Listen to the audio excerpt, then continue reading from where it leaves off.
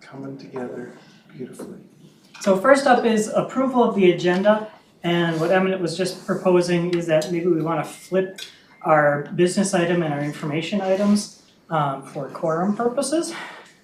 Yep. Everyone okay with that? All right, so I think we just still do by that consensus and call that fine, just reverse order of those.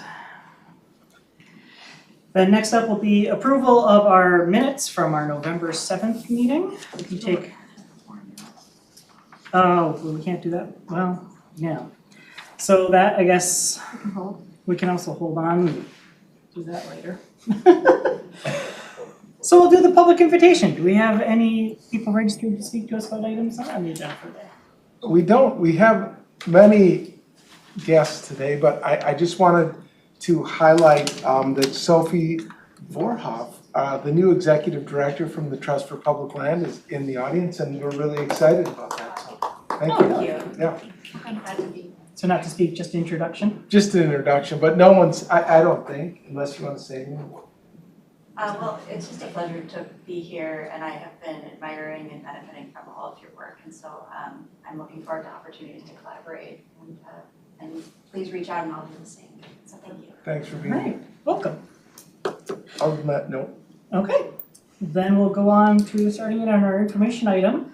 We're talking about continuation of our public comment summary and next steps for the Imagine 2050 Regional Parks and Trails Policy Plan. Go ahead, whoever you have presenting that. That's me. Can you ask Greg, or I will, to pull up the information item, not the business item?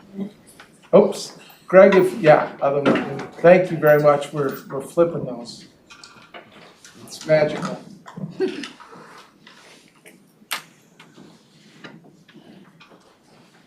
Hi, team.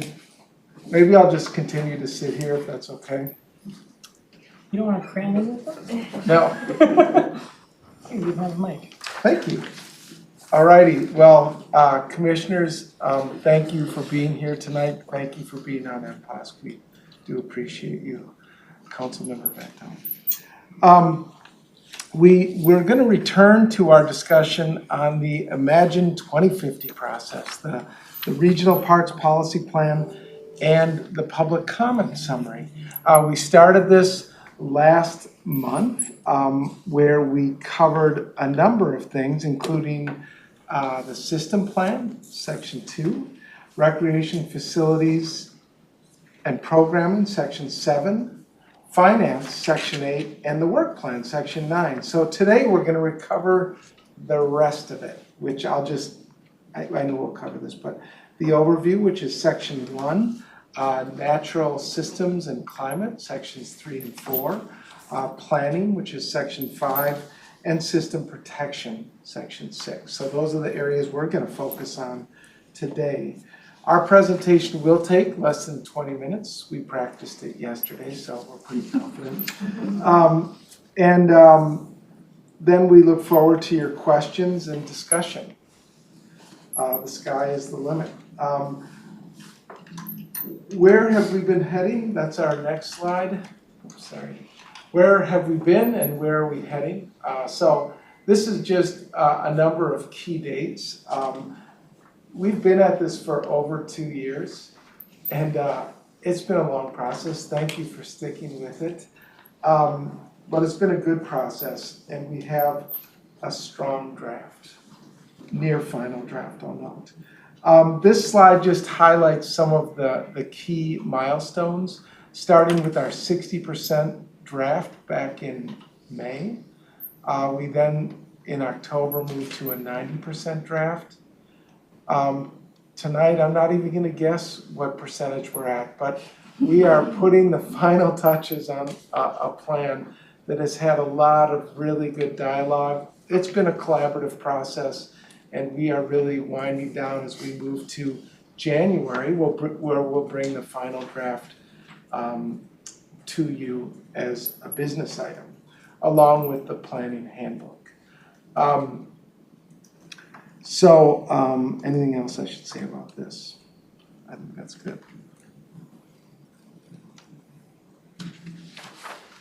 There we go.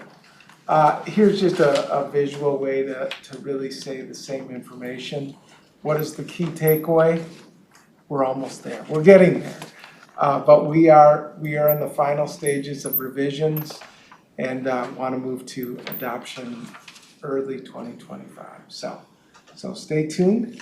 Right now, I'll pass it to Kevin, who's going to talk about what we've been hearing from our stakeholders. So. Thank you, Emmett. So, as Emmett had mentioned, we spent the past month presenting the public comment period summary to you, MPOS, but also to the Community Development Committee, as well as our regional park implementing agency partners. So, over this past month, we gathered some feedback, and some of the key themes that we heard, we'll present this to you before we dive into some proposed revisions. So at MPOS last month on November 7th, some of the key themes that were mentioned was that commissioners had generally expressed a desire to read the list of public comments and responses prior to the adoption of the plan, just to kind of get good insight into what the comments said and what responses were. Another key theme was that this was in regards to the open space and natural systems subclassification, as well as when we further develop the cultural landscape subclassification in the next few years. It was recommended that it might be a good idea to look at what our state and national partners are already doing and kind of using those as resources for future development. And then the last thing that was kind of heard as a key theme was just some discussion around how the council can better support and coordinate regional parks and trail system successes at the legislature. We're kind of committed to supporting our agency's efforts in securing funding at the state, and we just wanted to see how we could kind of play a role in that. Moving on into the Community Development Committee on November 18th. At this meeting, we had a lot of discussion for the same topics that were brought last month, and there was generally some support for the ideas and revisions being proposed. And some of the themes that we heard was a question about how we can further elevate the importance of transit accessibility to the regional parks and trails. This was based off of a comment that talked about difficulties in physically accessing a regional park or trail using modes of transportation other than driving. So that was something that the council members saw as something important to elevate. Another thing that was mentioned was just some general support for the cultural landscape subclassification, and a lot of council members saw the potential it has for our regional parks and trails system. There were some recommendations though to further clarify what a cultural community means and to better define that when it comes to the landscape classification. And then the last thing that was heard was just general consideration for how we continue to portray history in the introductory section, and just to make sure that it's a comprehensive story that we're telling. And then lastly, we presented this information to the regional park implementing agencies on November 21st. And the comments that were heard during this meeting were very similar to the MPOS meeting last month, as the agencies had appreciated seeing a lot of the feedback being incorporated into the plan draft and the handbook. But they also expressed a desire to see the public comment report as well. And they also shared an interest in the discussion of funding from the state and council, as that was a big discussion topic. They also shared interest in kind of modifying research and performance measures. The third bullet talks about a continued desire to provide more detailed research, more specifically with the 5-year visitor study, and what they had hoped to see would be specific data at the unit level instead of at the system level. And then another discussion topic that we had at this partner meeting was the use of performance measures. Colin will dive into it in a little bit, but the general consensus was that the agencies had recommended identifying a smaller set of highly valuable metrics. Now I'm going to pass it over to Colin to go through some of the proposals. Thanks, Kevin. So in the next part of the presentation, Tracy and I will be covering some of the proposed revisions in the section of the policy plan and the planning handbook that we did not cover last month. Emmett covered what those sections were. I want to point out that this slide divider says highlights, and we're going to share highlights of the changes in these 5 sections. As you might know, we received over 100 comments on the policy plan, mentioned that in our last presentation, and we also got about 43 comments on the planning handbook. So it'd be tough to share all of our responses today during this presentation, but we want to focus on what we feel are some of the most relevant and timely comments. So that's where we'll go. That's where we'll start. We'll start with section 1 at the top, the overview. Here we heard comments that relate to both the policy plan and the planning handbook. But all in all, the number of comments on this section was relatively low. Therefore, minimal changes are proposed. But there are some important comments and revisions, so we'll jump into those now. One commenter noted that the total number of regional trail miles varies in the plan. So we are updating all of the numbers that appear in the policy plan, including regional trail miles. Of course, the intent is to be consistent throughout. Staff also proposed shifting performance measures, Kevin mentioned on the last slide, from the objective level to the policy level, following discussion with council research staff and park implementing agencies. You might recall in the 90% draft, there were placeholders for these measures nested within the objectives. Now, these performance measures and their placeholders are proposed to be linked with the policies that, of course, are spread throughout the policy plan. I should note that these measures will be finalized after the policy plan adoption plan for February 2025, so we're looking at later in the year, next year, 2025. Regarding the authority and jurisdiction of the planning handbook, we've added language to the first page of the handbook that reads, quote, requirements and processes detailed in the planning handbook carry the same authority as those outlined or previewed within the policy plan. Regarding the handbook approval process, we have added language to the second and third pages of the handbook, including, quote, staff will seek council approval of the planning handbook for any updates that directly impact or necessitate implementing agency action. And we list the specific places within the handbook where we believe those intersections occur.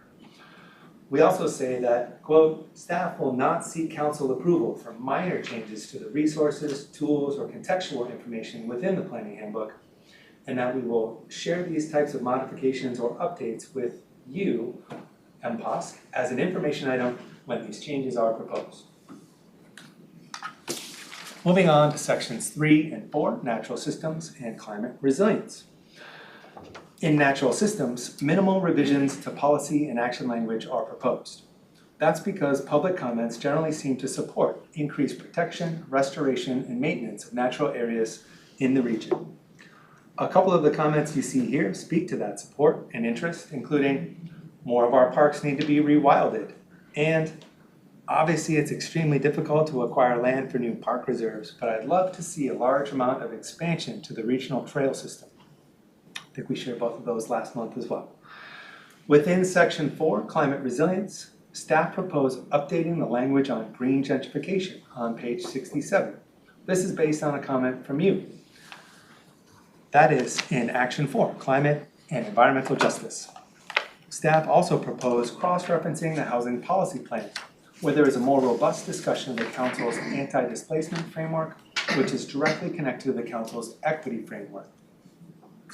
The proposed language reads, quote, green gentrification can occur when new or improved regional park or trail units attract increased investments and development. Sometimes these investments increase the cost of nearby housing, resulting in an increased cost of living and requiring residents to relocate. Of course, that is something the council and partner agencies want to avoid or mitigate. Moving into section 5, planning. Here, the majority of revisions are proposed to occur within the planning handbook space, and these comments came directly from regional park implementing agencies. The first commenter shares the perspective that the public awareness requirement doesn't necessarily add anything of value to LRPs or long-range plans.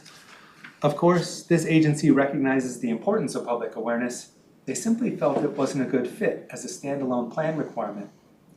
Council staff proposed shifting the intent of the public awareness requirement into the accountability component of the equity analysis, also a part of the engagement requirements.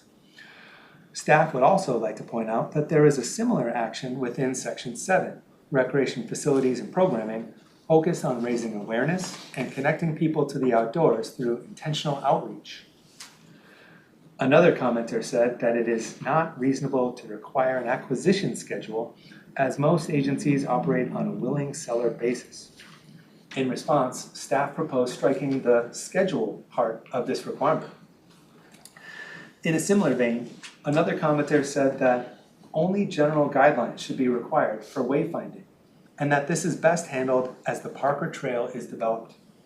In response, staff proposed language revisions that remove some of the specificity and ideally make a connection to the public engagement process.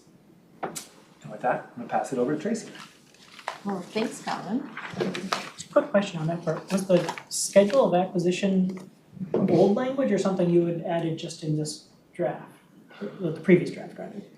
Mr. Chair, the language was existing in the 2040 Regional Parks Policy Plan. It was? So the modification is for the 2050 Regional Parks and Trails Policy Plan. Okay.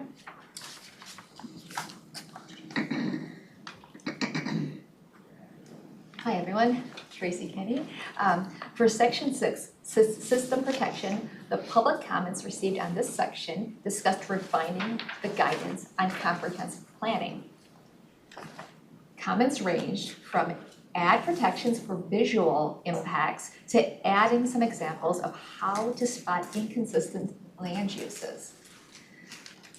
So Council Park staff proposed 2 modifications to the policy plan, including one to add visual protections to Section 6, Action 1 of the policy plan. The text reads, substantial departures may include, but are not limited to, projects that impair the use and enjoyment of the Regional Parks and Trails System unit due to excessive visual, noise, air pollution, or water pollution. And this is on page 74 of your plan. The next proposal is new clarifications and examples have been added to Section 6, Action 1 of the policy plan to clarify examples for what a substantial departure is. So when a local agency is developing their comprehensive plan, they'll have a little bit more guidance as to what a substantial departure is. These examples are listed in red here, and they're on pages 74 through 75. So that it would be an existing regional parkland would be guided for redevelopment, or regional park in holdings are guided for residential or commercial development, or transportation plans have a collector street that go through a regional park. These are definitely just substantial departures, and then communities changing the alignment of a regional trail. So these are grounds with which we would have conversations with those local agencies so that we could ensure that the regional park system can be implemented as shown in the policy plan. So that wraps up the highlights of the comments. We're going to be moving on to this January 2025 business item agenda packets. We'll be coming back to you on January 9th. So here's a look at the materials for the Regional Parks and Trails Policy Plan. And the materials will include the business item, the summary of changes, a strike-through document, the final plan, the public comment report, and a presentation. Because I love presentations. And then we have the Regional Parks and Trails Planning Handbook. This is also going to be a business item. We'll have a final handbook and a presentation as well. So this wraps up the presentation we have for you today. We look forward to all your comments and questions. All right. Questions, commissioners? As you ponder, I'll start with one from one of your last slides here. When you're talking about departures, and you mentioned the transportation plan collector streets. I'm just wondering what kinds of things trigger that. 'Cause I know one thing that happens in my city is occasionally they will go through and reclassify which things are municipal state aid streets because they decide they wanna do a project and they wanna get it funded, so they say, let's make it this one, so shift things around. Is that kind of thing related to the collector status, and does that trigger like comprehensive plan changes, or are those separate things that don't matter? Your Commissioner, Councilmember, excellent question. Colin is the expert on this, but I can say, yes, all those things. You know, there's a lot of things that roll up into a comp plan, and we do a review for consistency, and those things do happen. So you'll get roads that are reclassified, and yeah, sometimes I go through the regional park system. Have an impact. It's true, Mr. Chair, great question. Occasionally, roadways do need to be expanded, and if those roadways are traveling through a regional park or another one of the regional park units, that expansion is something that potentially has an impact on the land base. And if that's the case, then per Tracy's point, there may need to be an exchange or another type of resolution needed between that community, the regional park implementing agency, and the council. So that has happened occasionally in the past, but it's a good example of a substantial departure. Okay. Sue? Thank you, Mr. Chair. How often does it happen? And is there a good example, a good recent example of it happening? Come on up, Lisa. I have one that I'm thinking of as at In the western? Carver Park Reserve uh-huh. and Victoria. That's the one I was thinking of. Yeah, you have a better memory than I do. Thanks, and thank you, Mr. Chair. Councilmember Lisa Barajas, Executive Director of the Community Development Division, and Comprehensive Planning is my bread and butter, and how I started my career here at the council also, but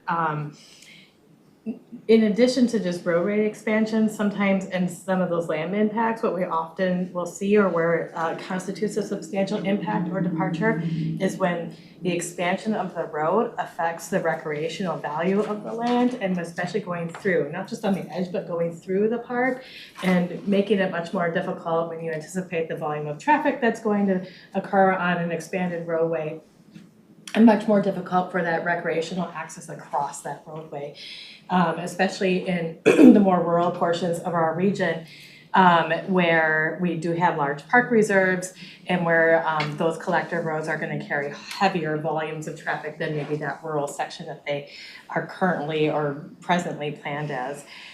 So the Carver Park Reserve is the one that comes to mind, was a road, an existing roadway that travels through the parkway, and the plans from, I believe it was the county, were to expand that into like a 4-lane divided road, really expand the volume of traffic there to avoid having to go around the park.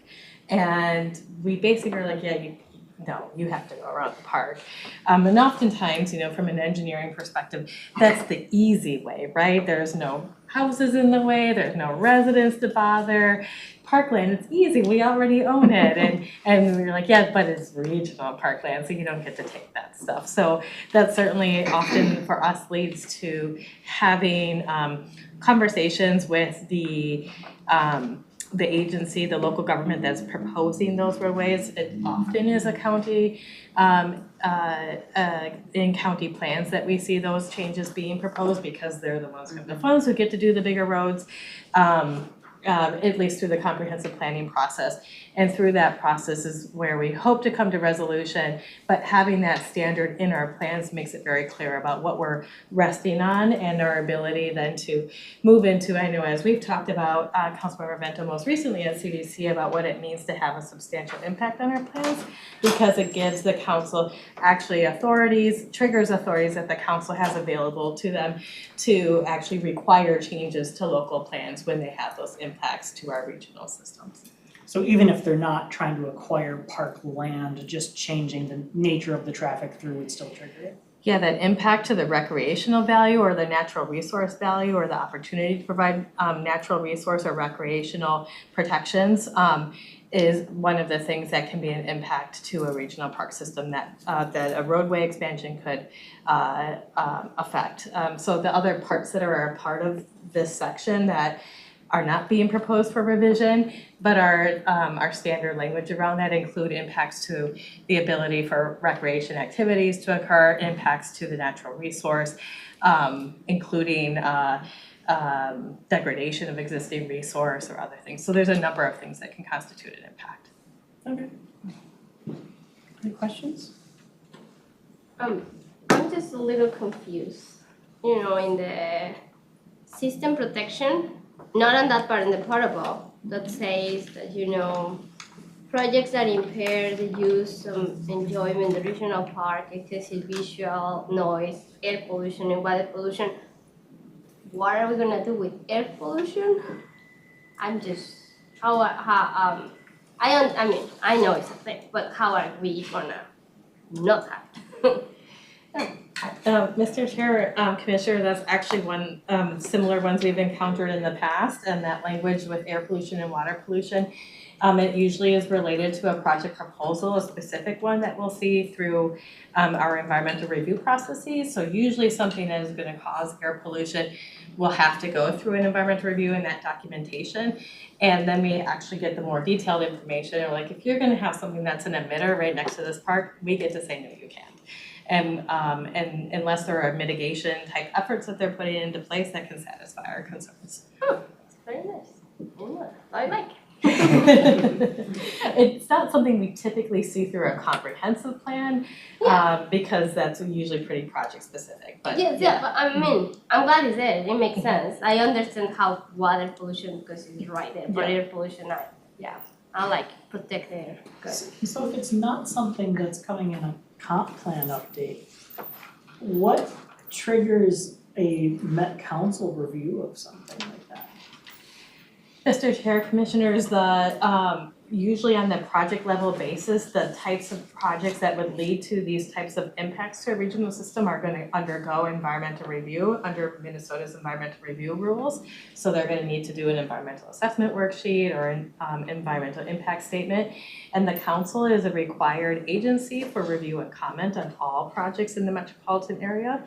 Under Minnesota environmental review rules, the council also has authorities to object to plans that do not conform with metropolitan system plans and require additional information and mitigation. So it's fundamentally the same review statute statewide, but within the metro region, it adds you to the list. Exactly. Okay. It's not a separate Met Council review No, statute. not separate, just Okay. in addition to for the subcog metro.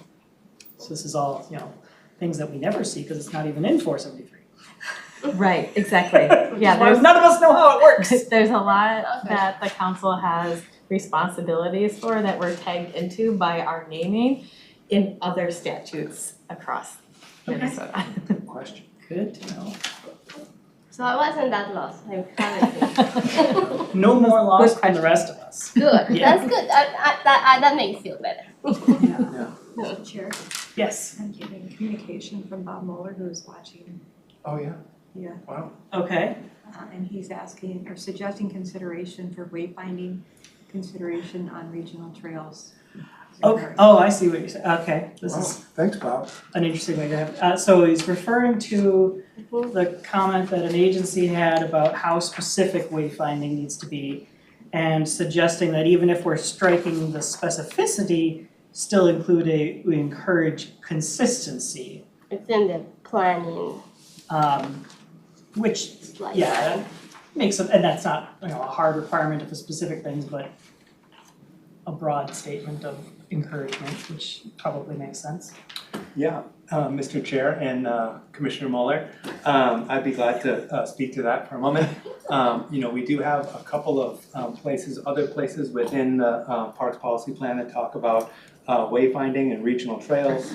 Our recreation facilities and programming section has an action devoted to trail system coordination.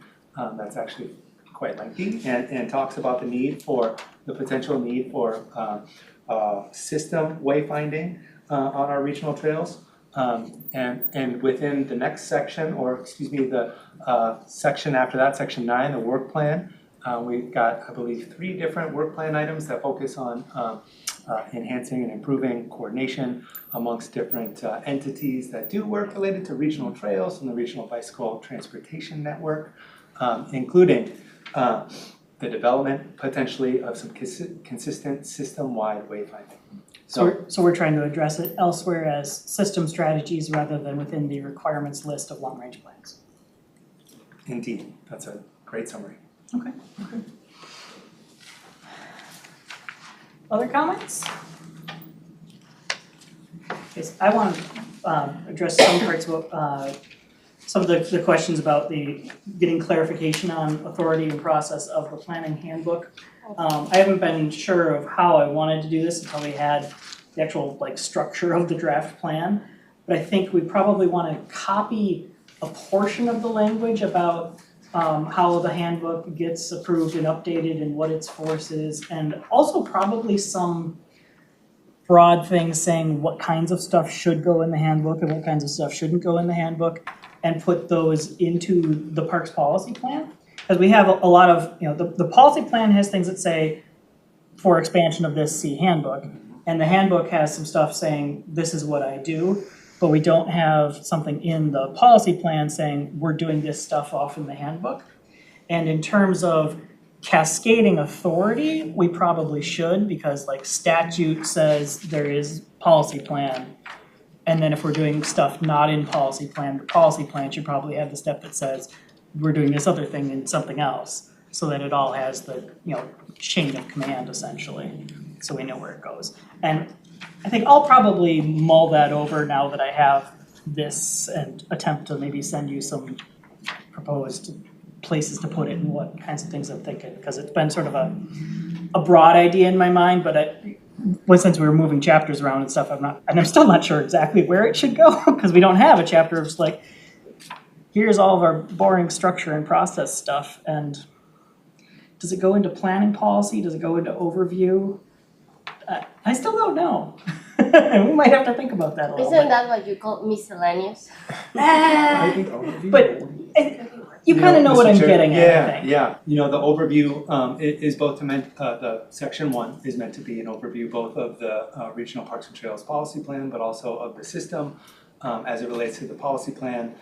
We could potentially add some language that talks about the planning handbook, right? We talk about the planning handbook and its jurisdiction and authority, if you will, at the beginning of the planning handbook, but I could also see that being important within the policy plan space as well. It might slot in right under this role of the Regional Parks and Trails policy plan, and its role of other related documents, and then some basic steps about how they work.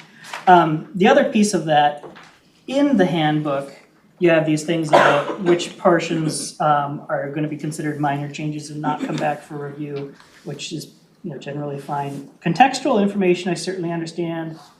Resources, I probably understand. What exactly is covered by tools, and what kinds of changes might happen in a tool that somebody might care about?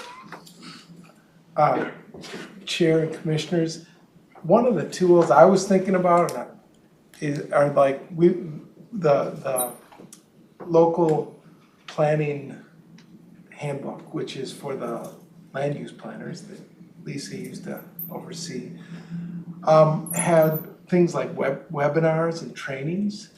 So those are the types of tools I was thinking about that would help people understand park dedication. That's one thing I'm really interested in getting better knowledge about, both personally but also across the agency. So if there are opportunities to take better advantage of park dedication, that we do that. And I think more aware regional park implementing agency staff and council staff, to be honest, would be useful in that department. Okay, I was just going down the rabbit hole of, in terms of more policy consequential impact, we've referred to the, in particular, equity analysis toolkit. Oh, yeah. And is that falling under this category, or is that something else? And are there other things like that? What is that covered by? That's a great example of our research unit in community development did put together a tool where agencies could look at the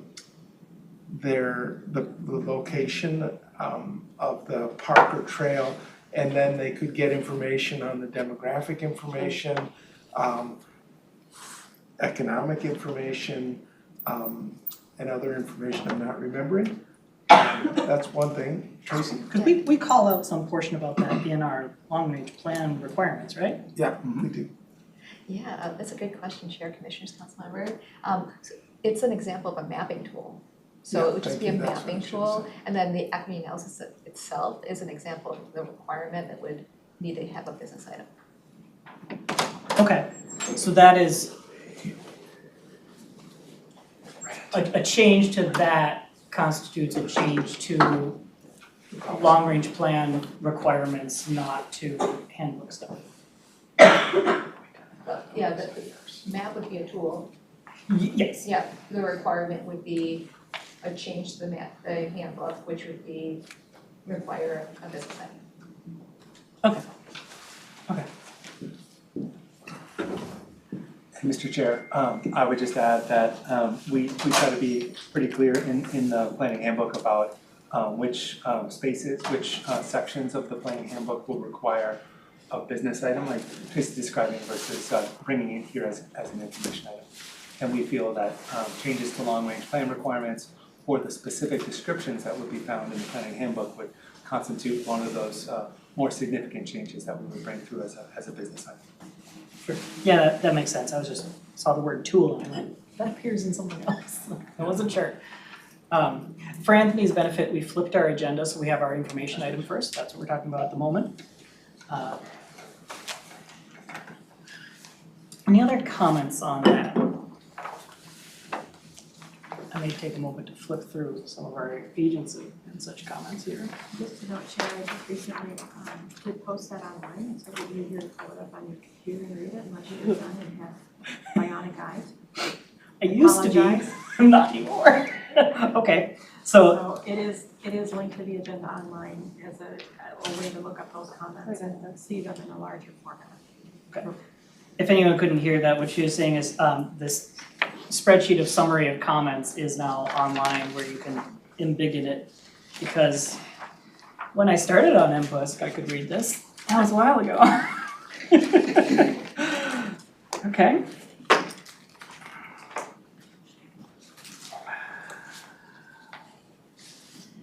So in January is when we are gonna accept these comments, according to, no? This is a while ago. Yeah, we don't have to, Well, it says here, accept the public comment report and adopt, so I don't know, seeing this slide. That is kind of happen.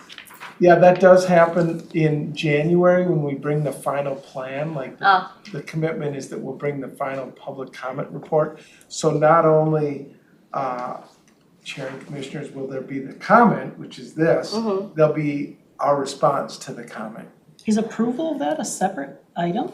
It's a separate action in the business item.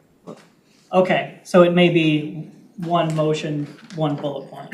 Yes, Yeah. one motion, but With multiple bullet points. Yeah, okay.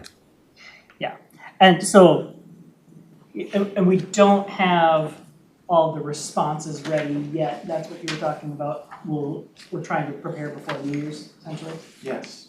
Okay. We are finalizing them right now. Okay. So that's, staff have to go through and for each one of those, they write something of either like, we made this change, or it can just be, good comment, we received it, they have to say something on each of them to tell us what's going on with it. And we'll have that together. Okay. Anything else? I'd say, like I was referring to, it's been a little difficult thinking of everything that you might have as a comment until we actually had everything, so you can spend some time over your Christmas break reading and certainly send staff any other things you think of as we go.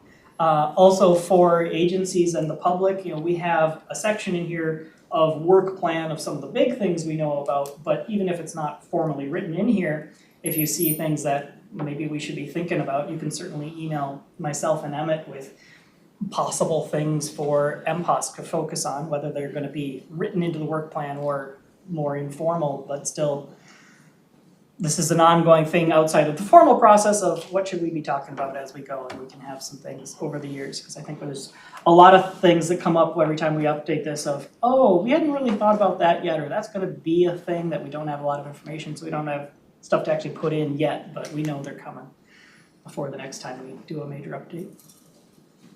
So, that was cool. Yes, Anthony. Is there any, over the last, especially the last couple of years, I feel like we've done a lot of kind of relationship building, direct contact with different organizations, and especially like community-facing organizations. In the public comment process, have we done any direct kind of organization of those groups to possibly get public comment? Because it doesn't look very public when I look at the origination of the comments. And so have we done anything with this document and kind of leaning into those relationships?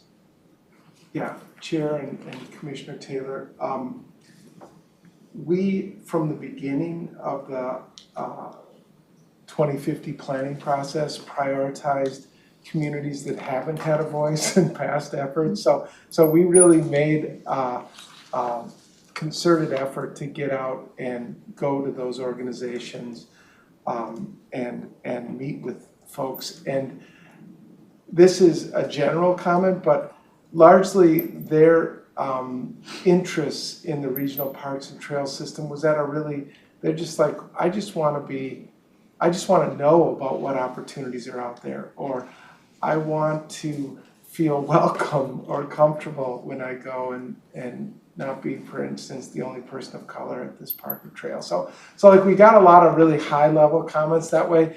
We also had a lot of engagements where we shared like postcards where people kind of wrote back what they wanted, and sometimes there were pictures drawn because it was with kids or other opportunities. So like I think that the commitment there is that we want to retain those relationships with those organizations and go back and talk to them, and we remain committed to doing that as we move forward. That we do planning in a different way, and so that remains a commitment. I don't know if that answers your question. Kind of. But in terms of response to this, so just in terms of their reality, this is too far in the weeds, not really interested in what's happening in the parks plan. You know what I mean? Yeah. And that's fair. I just think, I think that's an interesting comment. That's an interesting for you to say that and to acknowledge that has happened. And that's why I brought it up, because I really do think that particularly every implementing agency and really the team from MPOSC in particular, from Met Council in particular, has done a lot around building those relationships, nurturing them. It's real, but from the comments and responses, it isn't clear that anybody saw this who doesn't get paid to look at it.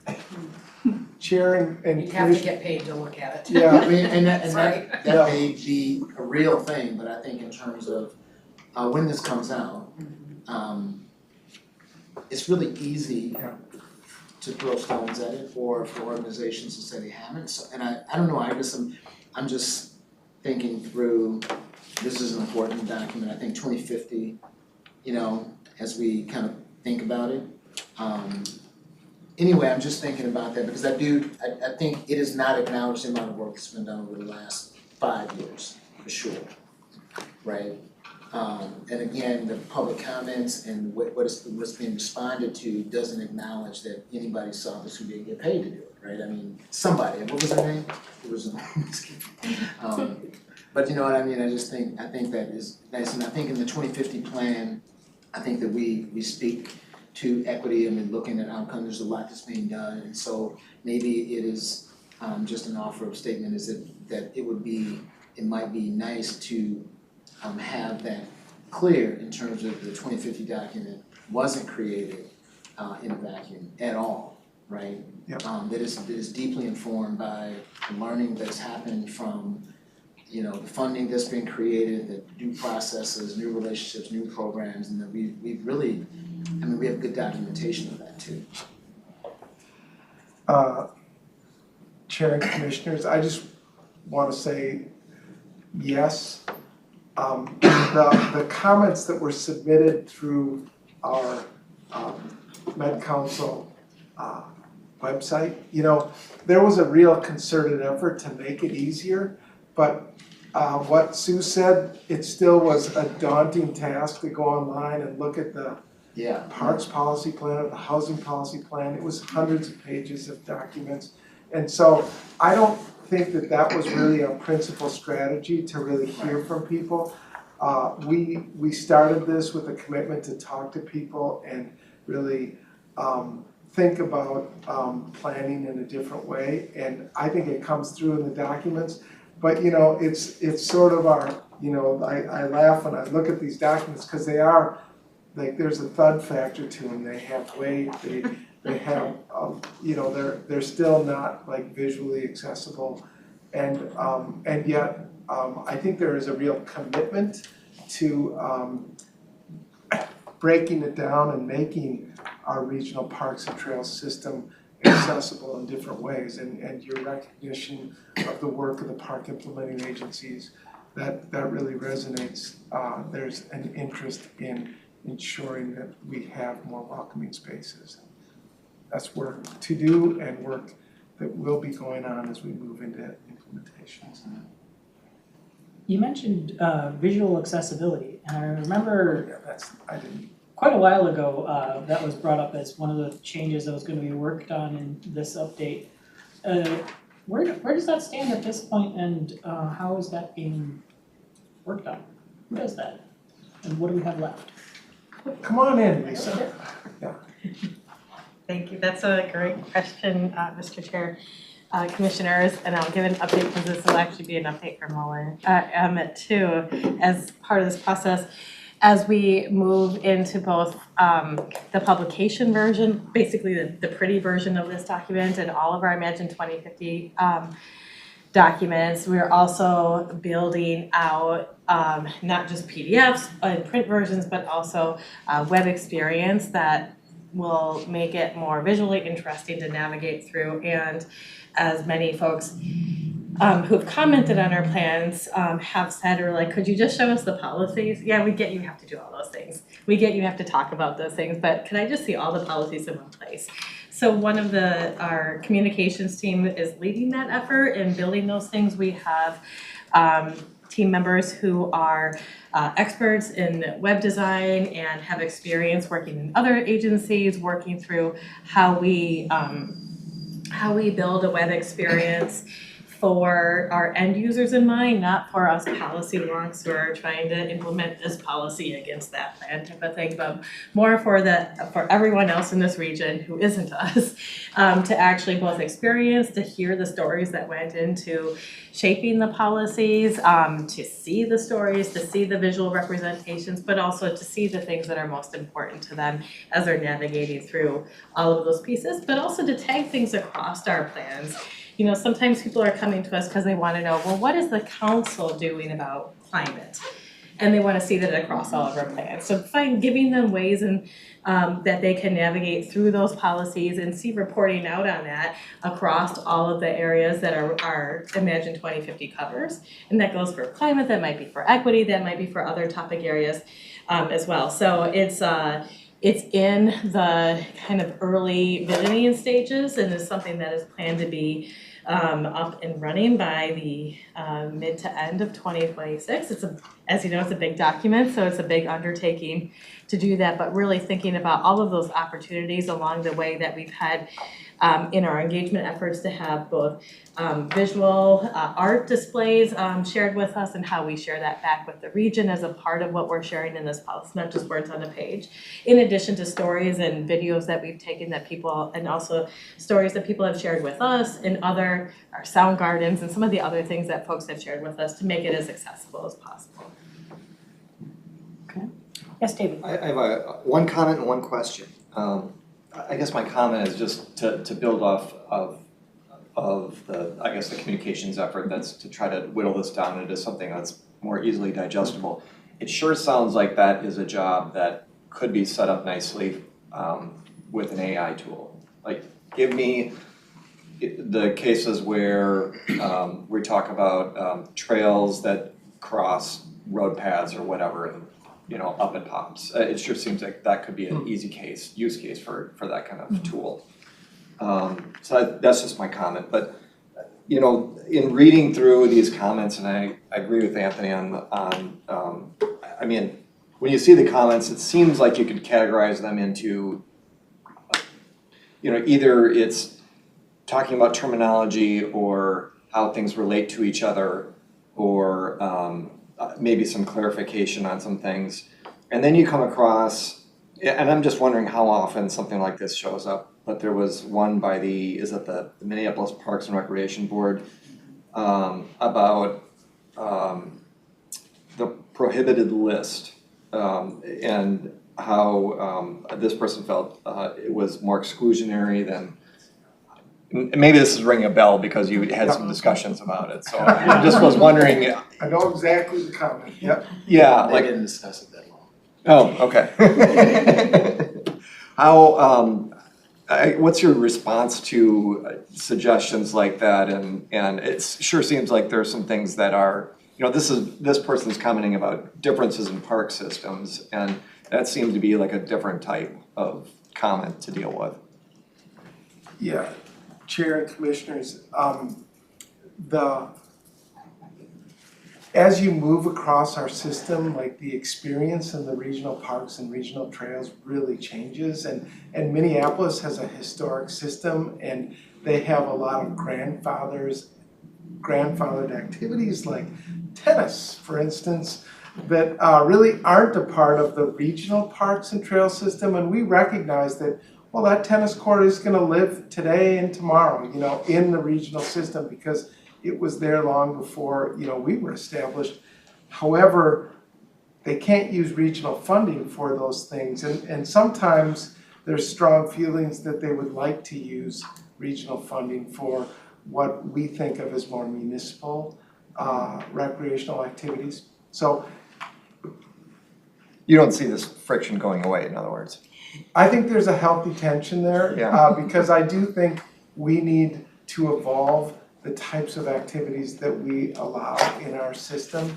And I think we've been really challenging ourselves, and this commission's been challenging itself to open it up beyond, hiking and picnicking and nature observation. We're going way beyond that, I think. Okay, thank you. That's definitely been an ongoing discussion for longer than just this update has been going on. So let's try to figure out what exactly is the appropriate balance of stuff there. Monica, did you have something a while ago? I forgot that, but I was gonna say something happened. Today, for just curiosity, I actually run the final draft and the handbook draft through IA Intelligence and asked for the review of it. And the results were like, it's a very heavy document with terminology, it's very well written, it has a very good impact in, I think it was equity, sustainability, climate change, and reflects the willingness to get, reach out for the communities. That was the result. So I was hey, Not bad. that sounds good. I wish I had thought about that. So, but yeah, no, it's very interesting and scary what you can get from, if you go there. So, yeah. Good homework project. Yeah, but you mentioned it before, and I was, I wonder if I can just go there and pretend I'm smarter than I am. Yeah. Thanks, Andy. Thank you. Yes, Andy. I think that, for end users, in terms of what they care, I do think that in some ways, though, it comes down to just a few sections. I mean, right now, in terms of what I'm hearing, community climate resilience, it is the recreation facilities, like that section feels really important, and it gets to the end user experience and what people are doing, like, can I just go to the park, you know, and there's a lot of innovation right there in terms of what's happening in the park system. And then the last one is protection. Like, I just think there's something about, I mean, for us as we are diversifying the use, and we are moving away from, I'll say wild use, rather, but you know what I mean, like, you know, just, you know, silent use, we're starting to be open to, there's internet on our sites and, you know, we're very clear about, early user interface, I mean, there's a lot happening there. And, so those elements are represented in kind of those parts of the document in terms of what we're doing in 2050. So I just think there's a way where if we condense it away, what made me think of that is moving away from policy. If you're a policy wonk, the front is important, systems, and if you're an end user, what's happening with facilities, what's happening with recreation, what's happening with climate resilience in terms of how, because more people are becoming aware of that in a real way through the practical experience of weather, you know? And so anyway, I just think there's room to kind of have them be a part of the 2050 plan, you know, and respond to what's in there, so. Thank you. There was one term that appeared in the comment that I'm not familiar with. We have the Regional Bicycle Transportation Network, and one referred to also discussing the Active Transportation Network as being a different thing. Yeah. What is that? Excellent question. The Active Transportation Network, I think, is an umbrella term that encapsulates the Regional Bicycle Transportation Network, the regional trail system, the local trail system. It's sort of the idea that we are working together to create a better active transportation network. So people can get from points A to B on their bike, on their rollerblades, you tell me. Is that a thing that actually appears in some sort of like law or policy document, or is that just a term they're using to refer to the concept of all those things together? I'm gonna say it's a concept that comes forward with the regional solicitation and the federal transportation funding like that. So people want to use it as much as they can and to get credit for it because they potentially could score higher when they're looking to get federal funding for their trail system. So it's a concept and it's a broad concept. Okay. Yeah.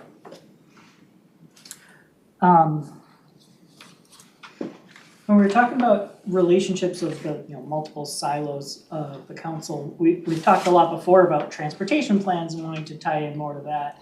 We also have several comments that talk about wanting to do a better job of tying our park planning into like communities and like how you're walkable around it, as well as what other sorts of things exist near the parks in terms of shops and restaurants and housing and all that.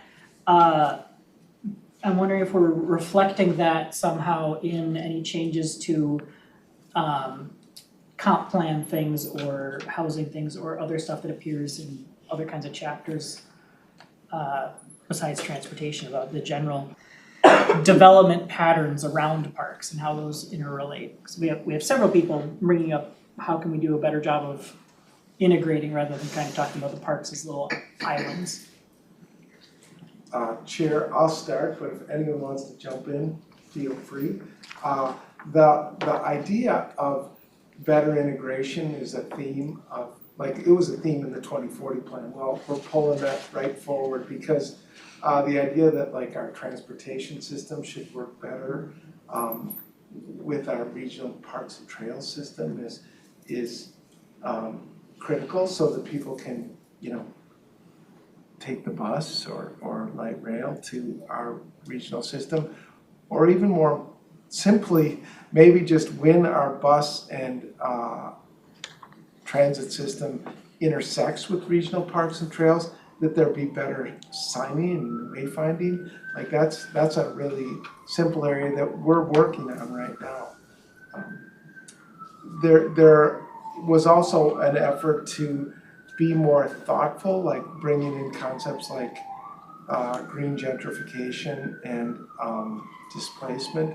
Like we're trying to be more intentional in terms of actively mitigating those impacts whenever possible.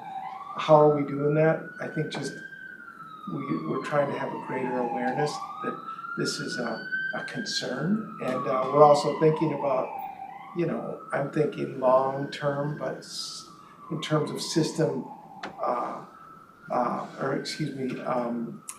how our regional parks and trail system arrays across the landscape, and thinking about the distribution of our system and where do we need to increase the supply of regional parks and trails. And we talk about that with our park agencies. It's a slow process, but they're certainly thinking about it. I think some of what's coming up here is a level of coordination, not only with the park implementing agencies, but likely municipalities. And in the cases where those are essentially the same thing, we have some good stuff going on. I'm thinking in this context,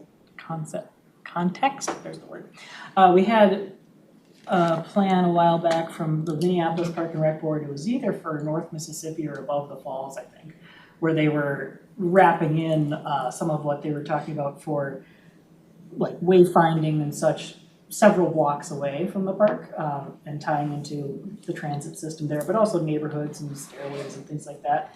And where the implementing agency and the local municipality aren't the same, how do we better do that? Like, I don't know that we can go tell all the municipalities, thou shalt put up signage that tells you where the park is within this radius, but can we encourage some more of that kind of thing in their comp plans somehow?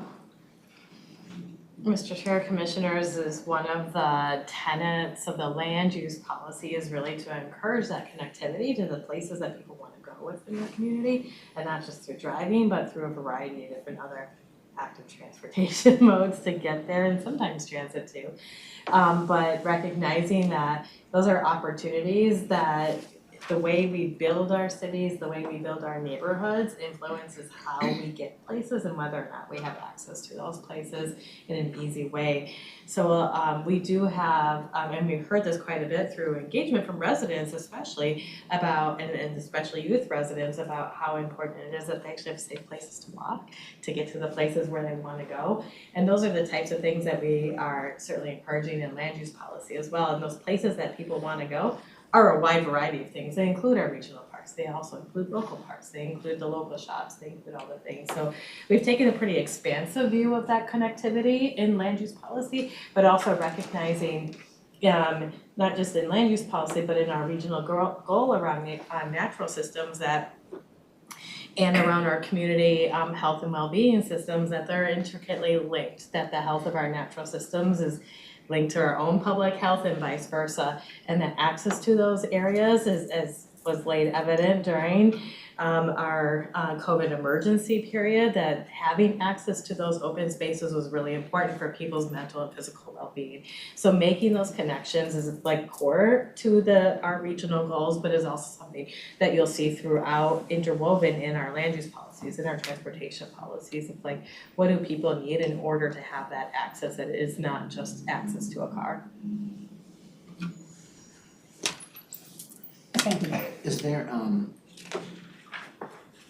and maybe I just made some stuff up listening to that, but you know, one of the sessions that was most compelling this last year was really Met Council's presentation on kind of their data and predictive work that they were doing, you know, because it's interesting to think about park planning and land use, not in terms of gentrification, but still in terms of selective kind of planning, in terms of who lives there, because what the data really clearly shows to us is parks do this, trails do this type, and they talked about them as amenities. I mean, they literally talked them as amenities to development, and the predictive nature of them in terms of who lives there, in terms of income, and all of those things. And so I think there's a part of this that is interesting, because we really don't talk about that here relative to park planning. in some regards in terms of how that works. And then the other thing around the trail work, I think that the idea of coordinating around trail development is important, but our struggle, and if you remember this, was really related to the fact that, and I wanna say it's our transportation network doesn't value trail system that itself isn't used for getting to work. Like they very particularly value the idea of it as part of a transit network with a primary function of moving to work, right? Isn't that how they differentiate them, right? And one of the things that I think is important for us is to kind of maybe erase that because even in the grand rounds, like Minneapolis has a really interesting system that works, but it actually only works because of the grand rounds. Like without the grand rounds, which they alone are kind of tied to recreation, you really don't have a transportation network, right? Because it's this big piece that does this, and then we have these intersecting pieces, whichever whatever it is, and I just that also is just something. I'm just how do we address that? How do we put that in kind of as a goal relative to our planning and land use designation? Because we're building more trail system, and I think actually, Colin, you started that. Weren't you leading the meetings last year?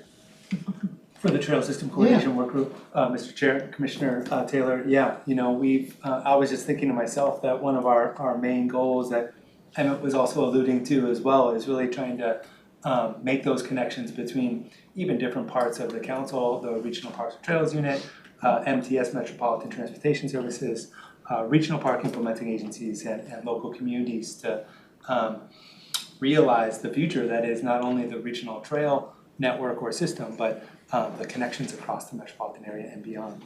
And so it is exciting. The work, much of the work I think is in front of us, but we're excited about what's to come. I'll just add that, when the regional trail system was originally conceived, like the big idea was, let's connect all the parks together, so like, it was a great kind of emerald necklace idea. And I think that still carries today, but I think people are much more enthused about the idea of getting from where they live to where they want to go.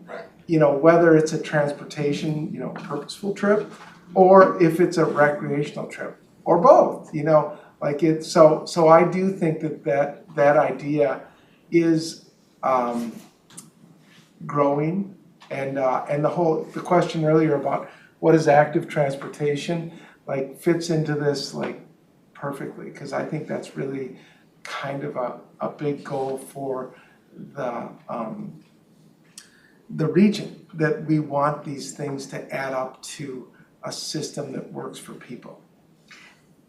I think one thing we want to call out there in terms of the transportation purposes, we've talked about the things that are used as like a commuting corridor, and then like had that and recreation, but we also want to make sure we talk about transportation as a non-employee, the things that I'm using the trail as transportation to somewhere that I'm going as a customer.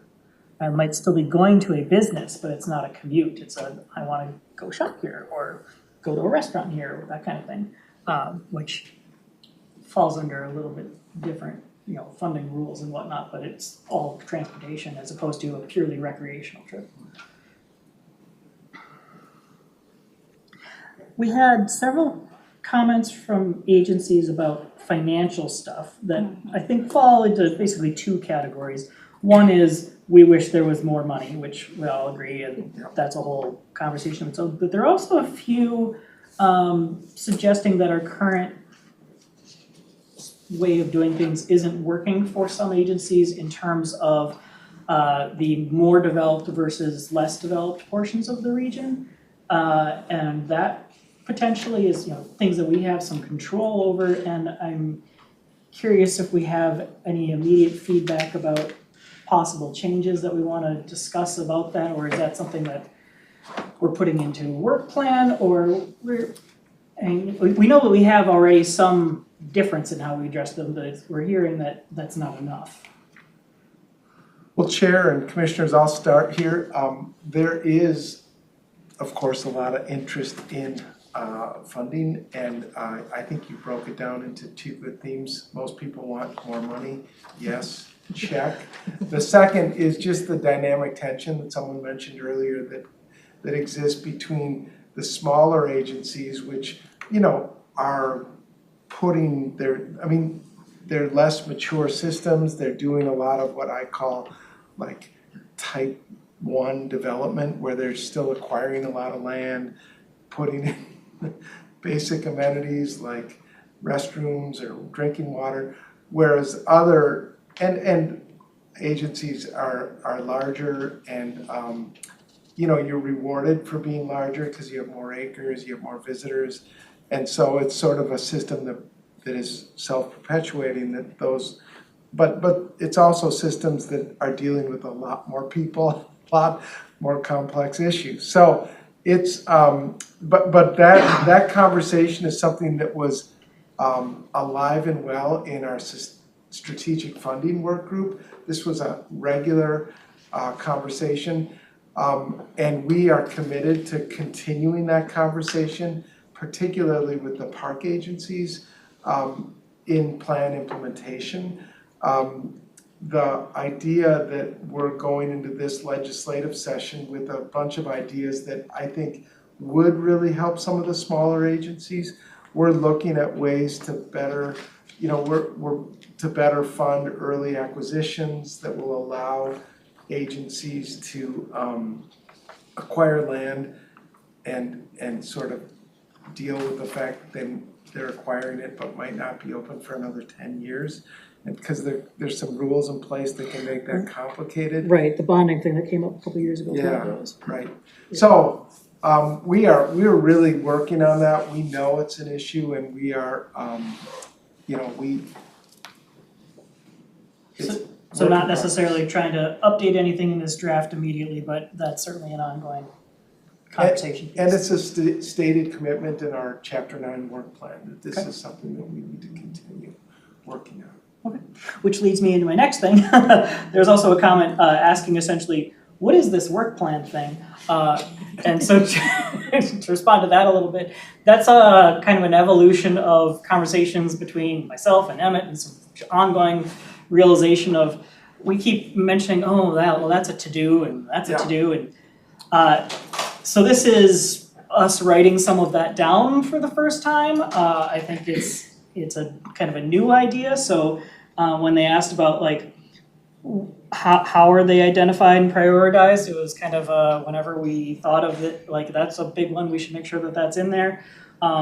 What is the process for how that's updated over the 5-year life cycle? Undefined. That I guess is also a work item.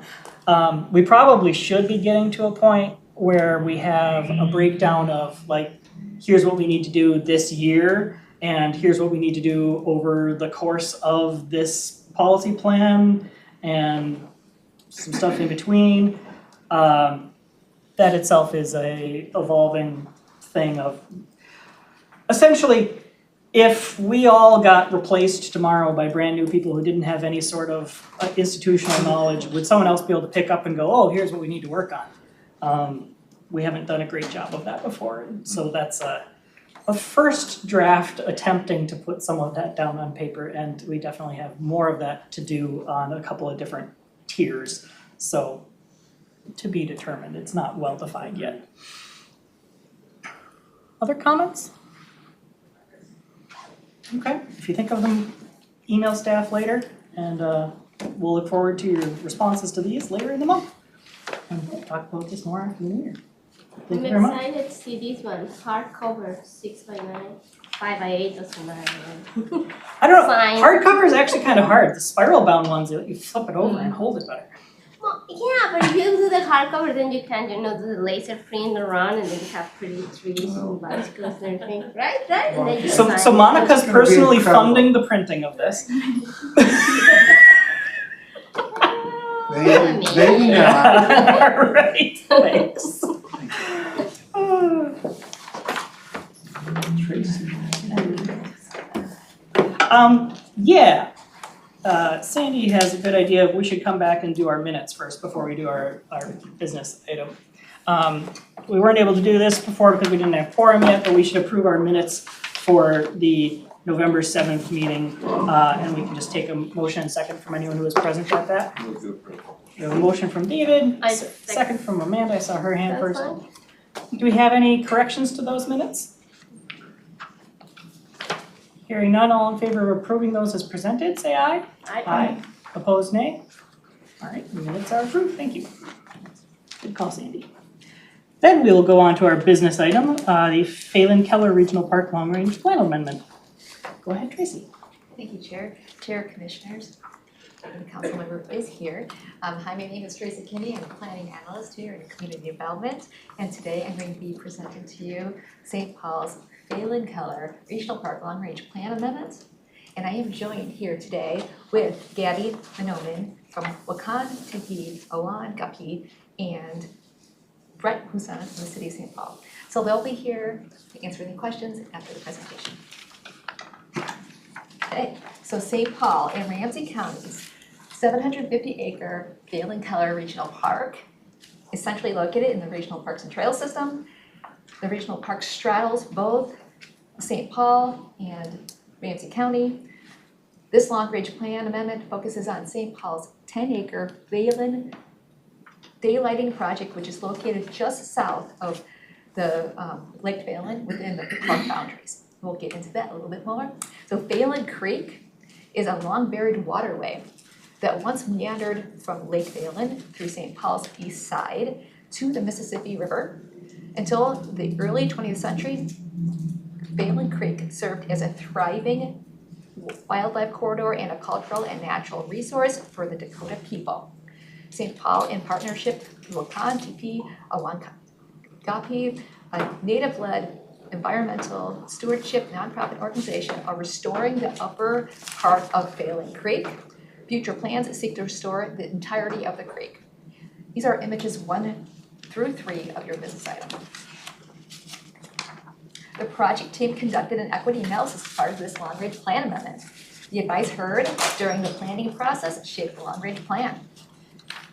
The project team conducted focused engagements with American Indian and Asian American communities. The American Indian engagements included community events and working with an American Indian Review Committee. Asian American community engagements included tabling at the Mid-Autumn Festival at the St. Paul Changsha China Friendship Garden and at the Hmong Village Shopping Center. The advice that shaped the plan are to restore the creek just south of Lake Phelan, include nature-based activities and passive recreation, add a way to engage the water, and there's a desire to rename the Phelan Creek as a recognized Dakota space. The project team also engaged the public.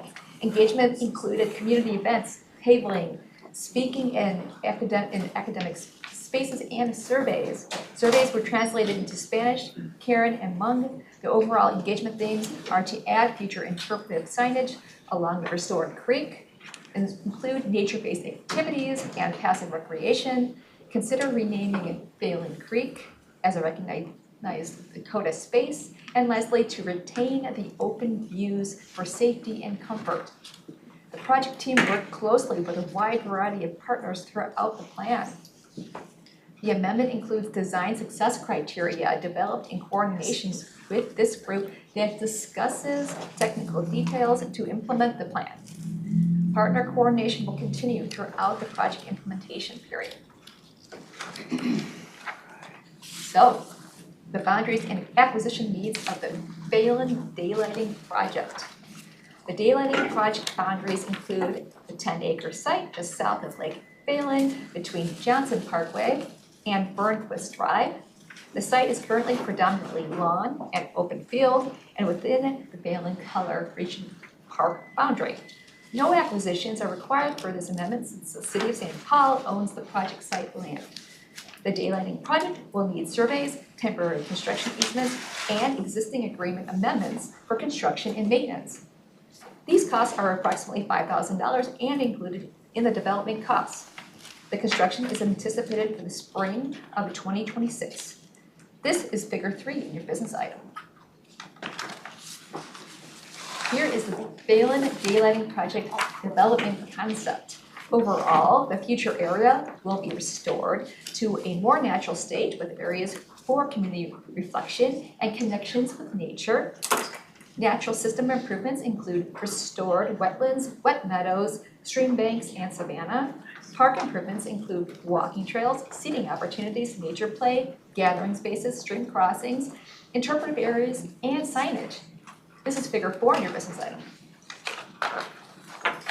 The development concept includes 3 main spaces and 2 trails. The 3 spaces have seating and interpretive signage and consist of a trailhead entry at Johnson and Wheelock Parkway, a headwaters viewing area that showcases the creek with an overlook, and a southern gathering space for small groups. The primary trail offers public access through the site and connections to the 3 key areas along the creek. Along the route, a secondary trail spur creates an informal loop. This is figure 5 in your business item. The development concept includes revegetation plans and a creek restoration. Revegetation plans include establishing native plant communities and restoring upland savanna, mesic prairie, and riparian habitat to support a variety of plants and animals.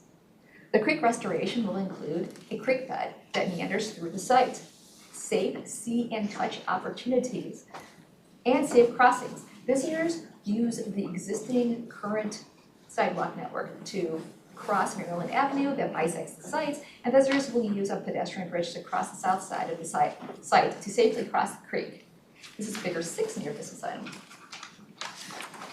The total cost to implement the Balin Daylighting project is $4.7 million. This includes $4.7 million for development and also includes $5,000 for the surveys, agreements, and easements. There are no costs for acquisitions. And lastly, operations and maintenance is estimated at $41,000 annually.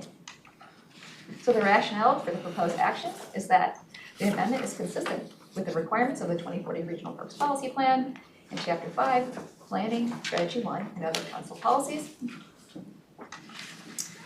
And the proposed action before you is that the Metropolitan Council approve the Balin Keller Regional Park Long Range Plan Amendment, and 2, to require St. Paul, prior to initiating any construction, to send preliminary plans to the Metropolitan Council Environmental Services Intercept Engineering Assistant Manager. And now we stand for questions, and Auckland TV and City St. Paul is here to help answer any questions. All right, thank you. Any questions on that, Amanda? Yeah, is someone from the city available to? Would you like to come up?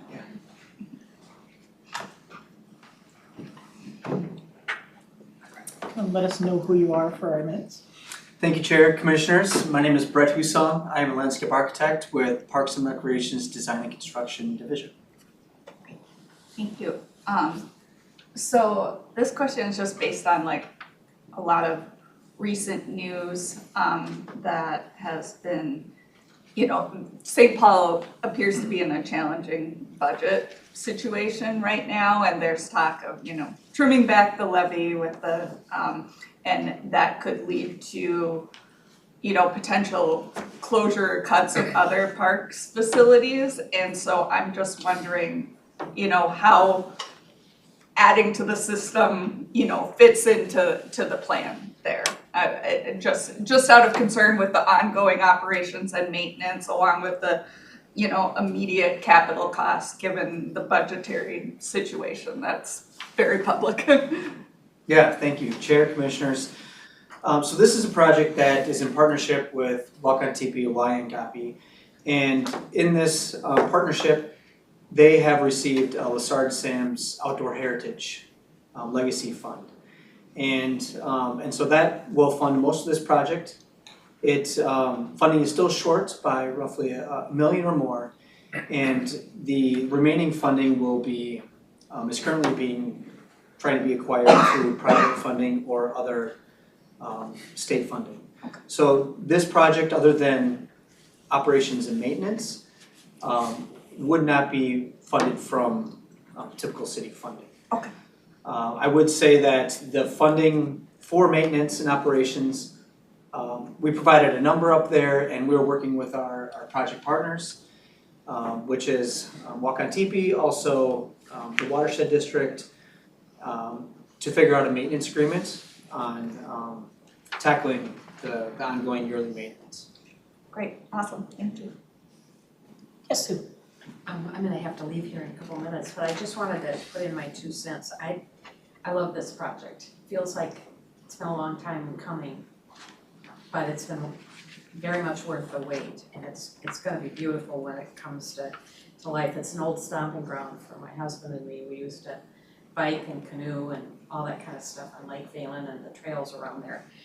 And I just wanna commend the city and Wakantipi for the work they're doing on this. It's really been an arduous process, but you've been doing a great job on it, so thank you.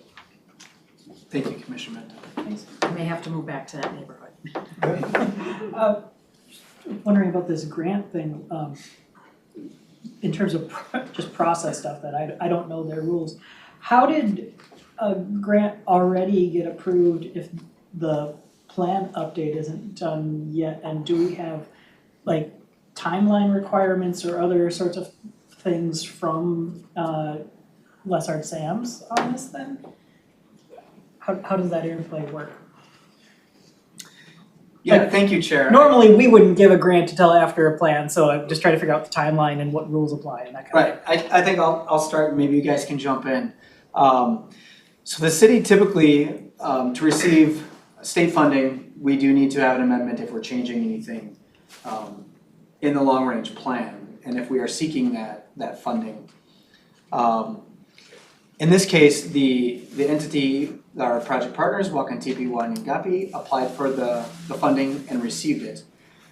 So the city, in this case, is working with Met Council to make updates so the improvements that are being proposed are consistent with what we are showing in our long range plan. I don't want to speak for Met Council, but I think that the city can improve the park as long as it's consistent with the plan, with our own funding if we want to, but we cannot use funding if it is not in the long range plan. Does that make? Good, Brett, that was perfect. I was just gonna add that there's some urgency around getting this plan through so that the implementation can begin, I think, in early 2025. So the fact that you sort of moved this through before the end of the year, we've been working with St. Paul for a while, I'll just say, on making sure that it would be ready to go and approved before the actual implementation of the plan. So yeah, there's no cart before the horse here, Tony. The plan is being approved with great hope and gratitude, I'm hoping tonight. But it's moving forward in a productive way, so. Okay. So yeah, so it's, I think I'm following there. They can get since it's a private partner, they can get money anytime they want. That just comes down to making sure that what they do is consistent with something when they actually do it. Which is what they did That makes with sense. this plan amendment, and Tracy's been working with the city for over a year to make So the other piece of that is, you talked about hoping to get additional private funds. When we have a grant award, it comes with a timeline of you have to do the work within this amount of time. Does the Lessard Sam's grant have a similar kind of deadline to it? And is there a kind of a breakdown of stages of this such that if you don't get private funding within that timeline, other stuff can still happen, or is it kind of an all or nothing? Yeah, come on up and let us know who you are. Hey everyone, my name is Gabby Manuman. I am the Environmental Restoration Manager at Wakantipi Wanyangapi, so I do the project management for this daylighting project. For the Lessard Sam's grant, we do have a grant, I guess, kind of deadline of June of 2026. However, I've been in contact with our grant program contacts at the state, and we've talked through the possibility of having a year extension onto the grant, they don't see any issue with that, but we've just been kind of waiting to see how this project timeline is moving. So there's nothing official yet that we're going to be asking for an extension, but they would be in support of it if we did need it, so. Okay. And that comes back, in terms of our involvement in this, it doesn't necessarily change anything about what we think of the plan, but it potentially comes back to Amanda's question of the money, if they get the additional private funds, great. If they end up not and get into some kind of a bind, that could potentially go to needing city funds, and then we'll worry about that, but. Good question. I will just say with the kind of this gap in funding that we have, it is mainly around the non-habitat features for the project.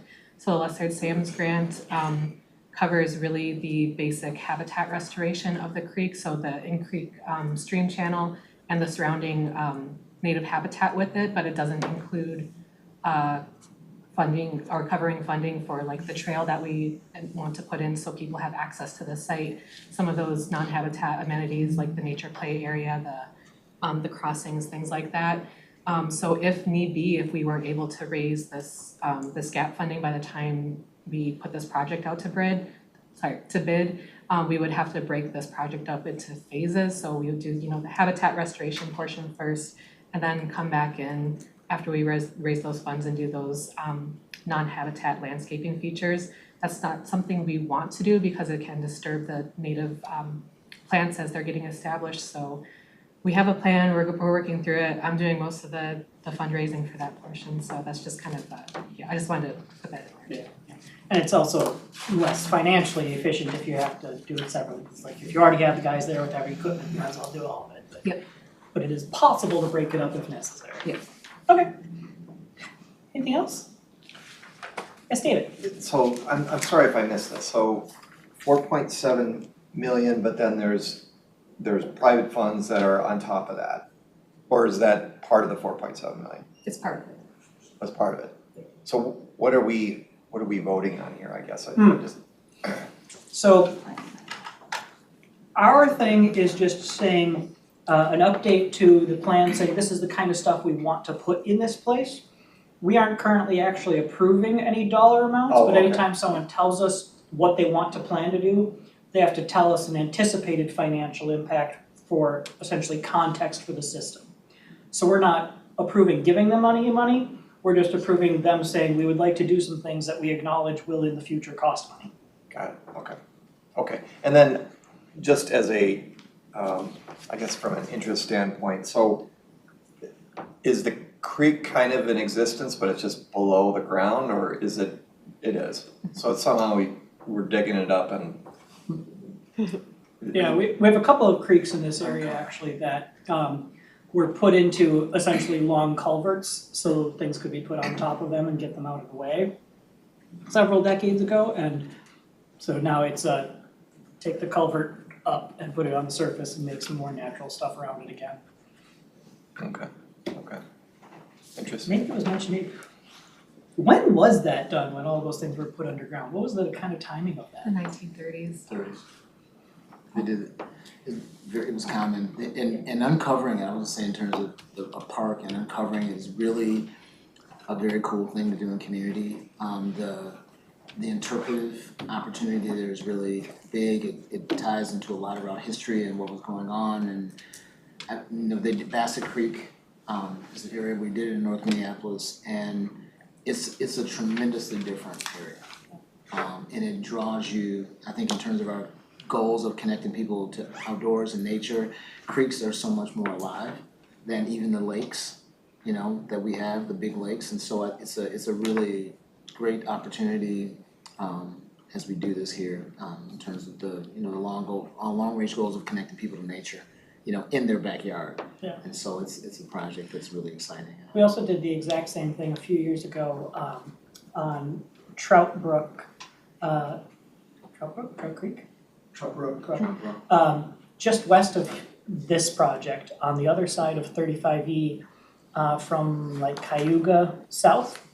That also was an underground thing that was daylighted and created into sort of a nature area corridor as part of the Trout Brook Regional Trail corridor. So where they had, trying to just put trail through kind of what had been sort of an industrialized area, created a nature area around the trail by daylighting a creek underneath it, similar kind of thing. And do we, is there any like concern or thought about, I don't know, maybe for 3 years we just have dry summers and there's no creek? Or, you know what I mean, like how do you, is there enough of a feed from the lake to be able to push that through all the time? Yep, so right now, what's being proposed as part of this phase of the project is that the outlet structure that's gonna be located on Lake Phelan, taking surface water off the lake, that's gonna be at there's another outlet structure that the watershed district owns at the lake, so it's gonna be at the same level as that. And this is something in the future that we would like to pursue, but the DNR has some steps that we would need to take in order to get this to happen, but in the future, it would be a goal of ours to lower that outlet structure so that there's more consistent flow from the lake throughout the year, especially some of those drier drought years as well, so. I would say if it's dry, that's a great opportunity to teach people why you should protect water. Because this is a drought, See, we so told that's ya. what happened. Yeah, but even, I have many creeks when they are dry and they look stunning anyway, like you see the rocks and everything. And it change when they have water or when they get frozen, so Yeah. it's totally vain point here, but I love the renderings on this ones, like the 3D pictures and the cut on it, yeah, those are great. The former architect in me is like, whoa, I haven't seen this in a while, so love the project. I was also wondering about when you say rename Phelan Creek as a recognized Dakota space. Is that talking about like a designation and signage talking about history and context, or are we talking about an actual renaming of the physical feature of the sort that goes through like state and federal approvals on maps and stuff? Yep, we're talking about an actual renaming of the actual waterway. Okay.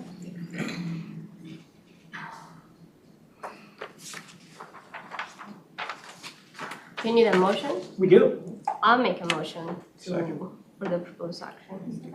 Okay, we have a motion from Monica for proposed action from the staff report, a second from David.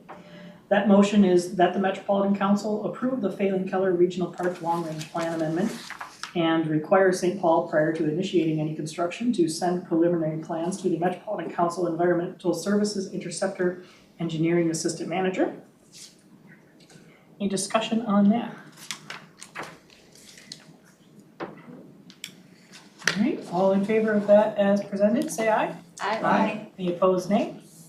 Okay, that motion carries and that's approved. Thank you. I have kind of a strange personal tie to the second part of that in that some of my family was among the people in Sweet Hollow that used this creek as their sewer for a while.